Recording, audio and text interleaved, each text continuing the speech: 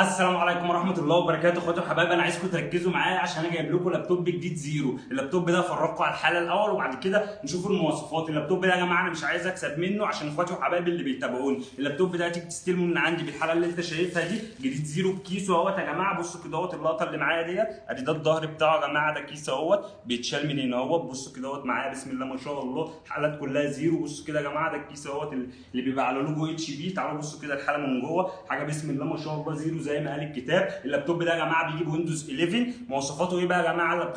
اللابتوب ده اتش بي 640 جي 3، بيجيب معالج كور اي 5 من الجيل السابع برامات 16 وعرض 512 اس اس دي، عليه كارت شاشه انتل يو اتش دي جرافيك 620 اب تو، معاك لغايه 8 جيجا. اللابتوب بيجي بشاشه 14 بوصه فول اتش دي 1920 في 1080. اللابتوب فيه كل المداخل اللي انت هتحتاجها، وفي دي في دي. اللابتوب حالات بسم الله ما شاء الله زيرو، كانك بتشتري لابتوب جديد. وبيجي بويندوز 11 يا جماعه زي ما انتم شايفين. بصوا كده الحالات معانا، دي اللزقه اهي بتاعت الشاشه، حالات كلها بسم الله ما شاء الله، مش هتلاقوها في مصر غير عندنا احنا فقط. واللابتوب ده برضه هقولها لكم تاني، انا اللابتوب ده مش عايز اكسب منه. اللابتوب ده يا جماعه هديهولكم بارخص سعر في مصر، وموجود منه كميه اهوت يا جماعه. حالات كلها بسم الله ما شاء الله من شركه سي ان سي. كل الحالات اللي عندي كده اهوت يا جماعه، بصوا كده اهوت حالات كلها زيرو بسم الله ما شاء الله زي ما فرجتكم في الفيديو. اللابتوب ده بتيجي تستلم من عندي بايديا شنطه اوريجنال.